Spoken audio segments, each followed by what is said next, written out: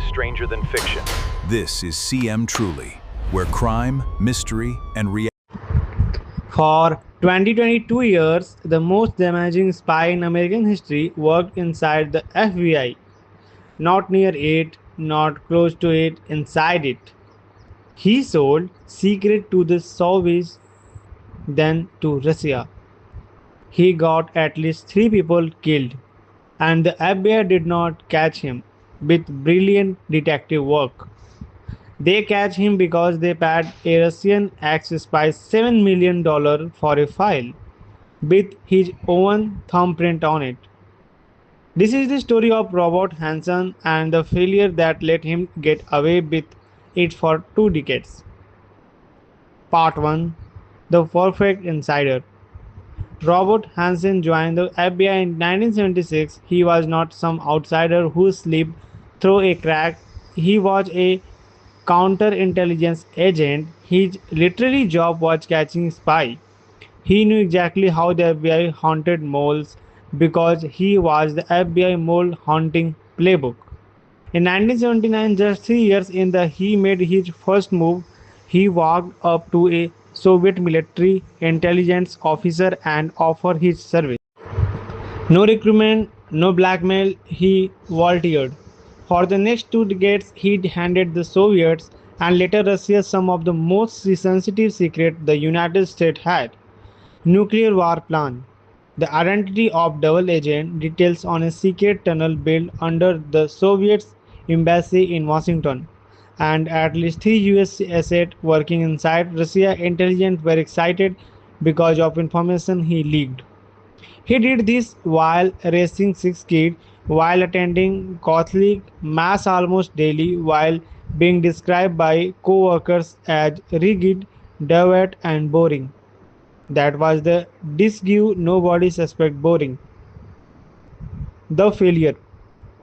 Here where it gets infuriating. The FBI had chance, multiple chance, and they missed every single one. Failure first, 1918. Hansin Owen's sister-in-law found a stash of cash in his house and reported it to the FBI. It went now here. Failure 2. 1990s, Hansen accessed FBI computer system to search his own name repeatedly to see if he was under investigation. Nobody flagged the pattern. Failure 3. For years, the FBI was convinced their mode was a CIA officer named Brian Kelly. They spent years building a case against an innocent man, surveilling him, retyping him, running his career. The real spy was sitting in an FBI office the entire time. Failure fourth, the most basic one of all. Hassan used dead drop near his own house, the same handful of location for years. Under a footbridge, behind a spiceman, he mailed letters using fake return name that a basic background check could flagged.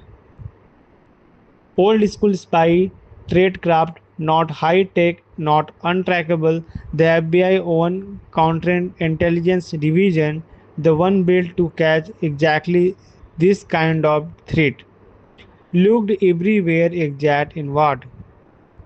Part 3. The arrest.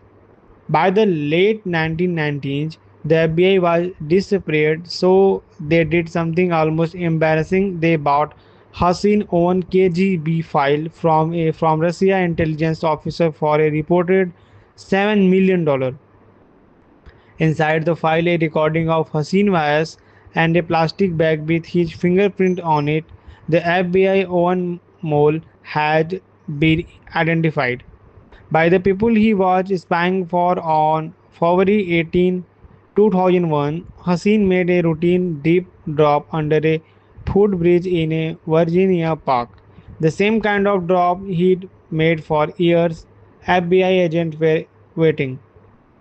He pled guilty to 15 counts of espionage. He was sentenced to 15 consecutive life terms, no possibility of parole, and placed in permanent solitary confinement at Adex Florence, the same supermax prison that hold the Anambur and E.I. Chapo. He died there in June 2023, still in solitary after 22 years behind bar. Part 4. Why this is the biggest failure. This is not just a story about one bad agent, it's a story about an agency that investigated the wrong man for years while the real threat searched his own file to check if he was safe. An agency built entirely around Detective exactly this kind of threat, and it took 22 years and a 7 million payment. This is CM Truly, where every case begins with questions, and every clue brings us closer